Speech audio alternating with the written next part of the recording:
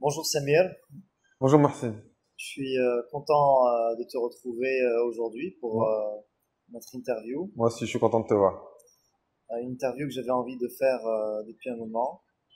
Euh, donc Samir, euh, qui est franco-marocain, coach et formateur en management, en développement personnel et en relations clients, et pour moi en phase de succès. Samir, est-ce que tu peux nous parler un peu plus de toi? Est-ce que tu peux te présenter? J'ai 41 ans, je suis marié, j'ai un petit bébé qui s'appelle Amir qui a maintenant 11 mois, presque 12 mois. Je travaille entre la France et le Maroc, un peu en Tunisie aussi. Beaucoup de missions en tant que formateur, mais aussi des missions en tant que coach. La plupart de mes clients sont en France. J'ai quelques clients ici au Maroc, mais c'est surtout des entreprises. Un peu de particuliers, mais 90% ce sont des entreprises. En quoi consiste ton métier au juste? Mon métier, moi, je le vois comme un facilitateur. J'accompagne les entreprises ou les particuliers vers un meilleur pour eux, quoi. Plus de performance avec du bien-être. Donc, on essaie d'allier les deux parce que les deux sont liés. Et donc, moi, voilà, je les accompagne. J'accompagne l'entreprise vers plus de performance, vers de meilleurs résultats, vers aussi un meilleur bien-être. Donc, je suis plutôt un accompagnateur qui facilite les choses, voilà. Et pourquoi tu choisis ce métier? Quand j'ai choisi ce métier, en fait, j'étais manager depuis quelques années en France et on m'a demandé comme ça de former d'autres managers au métier aux techniques de management. Et j'ai aimé ça tout de suite, j'ai aimé transmettre et je me suis senti vraiment utile. Quand j'étais manager, je me sentais utile aussi parce que j'encadrais mon équipe, donc j'accompagnais l'équipe vers des objectifs, vers des bons résultats, etc. Mais quand j'ai commencé à former pour la première fois, là, je me suis vraiment senti encore plus utile que ça. Et donc, c'est la raison pour laquelle je me suis dit, tiens, ça, je me vois bien faire ça jusqu'à la fin de ma vie. Donc, j'ai tout arrêté et je suis reparti à l'école. C'était en 2006 et j'ai suivi une formation de formateur pendant près de 9 mois. J'ai obtenu un diplôme de formateur.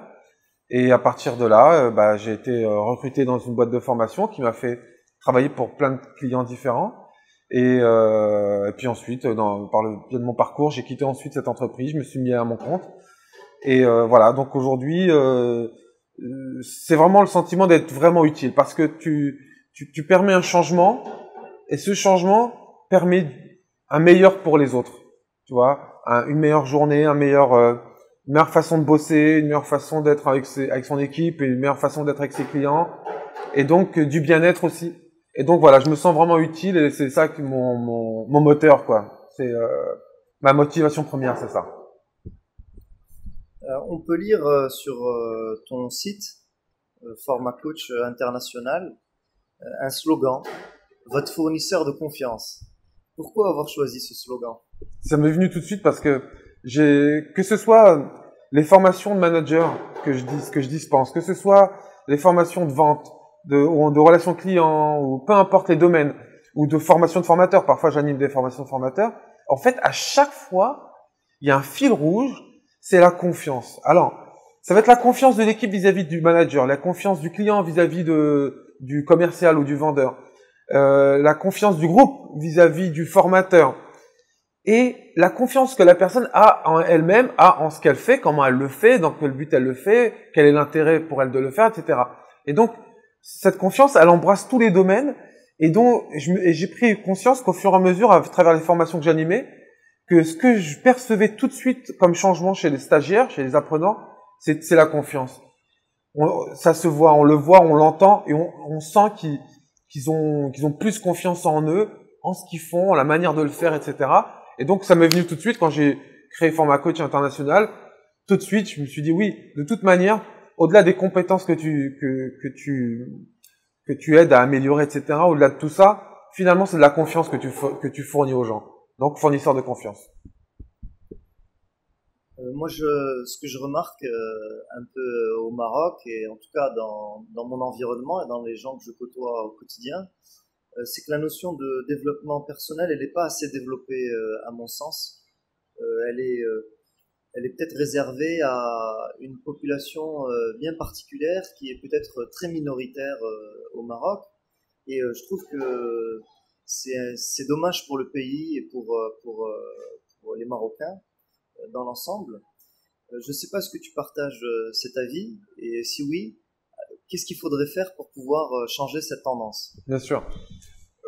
Le coaching ou le développement personnel, c'est vrai que c'est généralement destiné alors en entreprise aux top managers et puis dans la vie privée donc aux personnes qui ont les moyens de se payer le service d'un coach. Et donc c'est vrai que c'est pas du coup assez démocratisé comme on l'entend tous les deux. Je te comprends, je te rejoins là-dessus. Et c'est aussi l'une des raisons pour laquelle moi j'ai décidé de travailler au Maroc. C'est pour partager ça avec un plus grand nombre. Et en même temps, le Maroc a une chance, c'est que le Maroc est dans un processus de changement et que chaque personne que je rencontre ici, en entreprise ou ailleurs, exprime ça, une volonté de changer. Alors même si ils accèdent pas à des coachs parce qu'ils n'ont pas forcément les moyens, etc., il y a quand même une volonté de changer. Donc ça veut dire une volonté d'apprendre, une volonté de s'enrichir, et on n'a pas forcément ça en France. En France, malheureusement, on n'a plus ça. Alors, peut-être que c'est quelque chose qu'il y avait avant, mais aujourd'hui, si tu veux, si je vais caricaturer les postures. En France, c'est pas à moi de changer. Je comprends pas pourquoi on me demande de suivre cette formation. Non, c'est à l'entreprise de changer. Faut changer l'organisation, faut changer ci, faut changer ça. Alors qu'au Maroc, en formation, les apprenants sont ouverts, sont volontaires, ils veulent, ils sont vraiment motivés. Et ils se posent la question, qu'est-ce que je dois changer, comment je dois m'y prendre, etc. Et parce que le Maroc tout entier, finalement, est en changement. Alors, les choses avancent, doucement, mais elles avancent sûrement, oui. Et je comprends ton envie pour que ça soit plus partagé, le développement personnel. Et je pense qu'on va vers une société qui va être tournée, un peu comme le Québec est très tourné là-dessus. Je pense que le Maroc, par rapport à ses voisins, c'est une société qui est tournée, parce qu'il y a quand même beaucoup de coachs. Je pense à Casa ou Marrakech, il y a beaucoup de coachs, c'est connu, on en parle, ça crée des vocations, des besoins, et donc je pense que ça va venir. Je pense qu'on a la chance, c'est un pays qui va vers ça. Les jeunes sont demandeurs, les moins jeunes aussi, donc je suis plutôt confiant. Alors, je ne sais pas si c'est lié ou pas, mais du coup, mais bon, moi je fais un rapprochement. Du coup, je rencontre régulièrement deux profils de personnes, on va dire dans mon quotidien, que ce soit en entreprise ou dans la vie de tous les jours, des personnes et qui sont, pour moi, alors tu me corrigeras si je me trompe, elles sont plutôt freinées dans leur évolution. Et ces deux profils, c'est soit des personnes qui n'ont pas suffisamment, ils ont une mauvaise estime d'eux-mêmes, donc ils sont un peu dans le dénigrement de soi. Et un autre profil de personnes, des gens qui ne vont pas assumer leur comportement, ils vont pas assumer leurs résultats, ils vont pas assumer leur vie, et du coup ils sont jamais responsables de ce qui se passe. Donc à chaque fois ils vont se trouver des excuses pour pouvoir expliquer un résultat donné ou une situation qu'ils vivent. Donc je sais pas, est-ce que tu partages ce constat? Et moi surtout, ce que j'aimerais que tu partages avec nous, c'est à quoi sont dus ces comportements? Qu'est-ce qui donne ces comportements? Et surtout, qu'est-ce qu'il faudrait faire pour pouvoir sortir de ces schémas limitants? Ben, je partage tout à fait ça et je te rassure, c'est pas simplement du fait des entreprises marocaines ou en tout cas des Marocains. En France, c'est pareil. Alors, il y a plusieurs choses. Déjà, tu as absolument raison. Il y a pas mal de gens, la plupart d'entre eux, en fait, malheureusement, n'assument pas. On n'assume pas nos échecs ou les difficultés qu'on rencontre ou la situation dans laquelle on peut se trouver, on n'assume pas. Et en fait, on n'assume pas nos responsabilités. Et de quoi toutes ces personnes ont besoin? Elles ont toutes besoin d'être accompagnées. Toutes. toutes ces personnes qui en fait n'acceptent pas leurs responsabilités, n'assument pas leurs responsabilités et sont dans une posture où c'est pas ma faute, c'est de la faute du système, c'est de la faute des autres, c'est de la faute du client, c'est de la faute de l'entreprise, c'est de la faute de tout, mais pas de moi. Donc là, tu comprends, il y a l'ego, hein, qui s'exprime. Et pour traverser ça, pour aller vers plus d'humilité et de se dire très bien, ok, peut-être que l'environnement n'est pas le plus favorable possible, mais qu'est-ce que je peux faire, moi? Qu'est-ce que je dois changer en moi? Ben, pour pouvoir arriver à cette posture-là, ça demande d'être accompagné parce que c'est pas facile, c'est pas évident. Il y a des angoisses derrière, il y a la peur, il y a l'estime de soi. Si d'entrée de jeu, tu as une mauvaise estime de toi, consciemment ou inconsciemment, comment veux-tu te faire confiance? Donc, comment veux-tu pouvoir aller dans une zone d'inconnu, une zone où tu vas te remettre en question?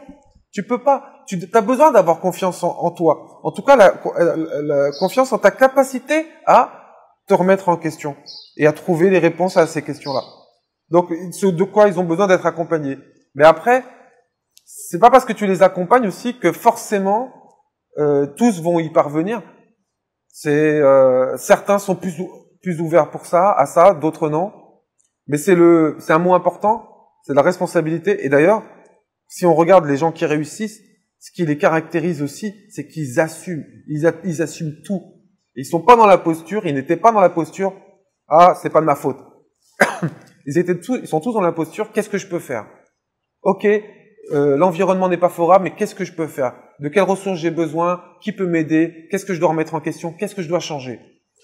Parce qu'ils ont une forte volonté aussi de réussir. Et les autres, ceux qui plutôt passent leur temps à dire que c'est la faute des autres, ils n'ont pas forcément cette forte volonté de réussir. Ils ont plutôt une volonté d'être tranquille. Pourquoi je te dis ça? Parce que, en fait, réussir vraiment nécessite de passer par des moments difficiles. Réussir vraiment nécessite de souffrir, nécessite d'être mal, nécessite d'échouer, nécessite de passer par ce chemin. La réussite, il est par ce chemin. Et les autres ne veulent pas y accéder. Pourquoi? Parce que pour eux, qu'est-ce qui compte surtout? C'est d'être tranquille. Si tu veux, d'un côté, tu as 20% de la population qui est d'accord pour réussir, et là, on se fait mal, et on prend des coups, et on y va, et on se remet en question si nécessaire. Et puis tu as la plus grande partie, 80%, mais là je généralise, hein, bien sûr, elle ne veut pas forcément réussir. Elle veut juste être tranquille, confortable. Et c'est pas la même chose, parce que si tu veux réussir, tu es obligé de passer dans ta zone de non-confort. Et là, il y a des apprentissages. Donc, toutes ces personnes dont tu parles, alors si c'est autour de toi, eh bien, être accompagné, c'est pas forcément par un coach. Hein, en tant qu'ami, en tant que frère, en tant que voisin, tu peux accompagner aussi. Accompagner, c'est simplement amener la personne à assumer ses responsabilités aussi. Et puis, si c'est en entreprise, c'est le boulot aussi des managers, c'est le boulot des formateurs en interne s'il y a, ou de la hiérarchie, d'accompagner les uns et les autres. Mais c'est pas facile. Il faut rester humble aussi là-dessus. C'est pas facile. Il arrive dans la vie, bien sûr, tu en as parlé, de passer par des difficultés, par des moments difficiles. Je pense c'est aussi à travers les difficultés qu'on s'améliore et qu'on se renforce. Est-ce que toi, tu as des principes particuliers ou tu as des outils particuliers que tu utilises quand tu es dans des moments de difficulté? En fait, je passe mon temps quelque part, mon temps libre, hein, à chercher toutes ces techniques. Alors, bien sûr, j'ai suivi des formations, je suis certifié en programmation neurolinguistique, praticien, maître praticien, donc c'est beaucoup d'outils déjà. Mon diplôme de formateur, etc. Bon, pour te dire quoi? Pour te dire que j'ai plein d'outils. Et tous ces outils m'aident, que ce soit dans le boulot, dans la vie privée. Par exemple, on parle beaucoup de cet esprit positif, être positif. Et en fait, j'ai constaté que ça, il faut entraîner son cerveau à ça. Il faut entraîner son cerveau à chercher le positif partout.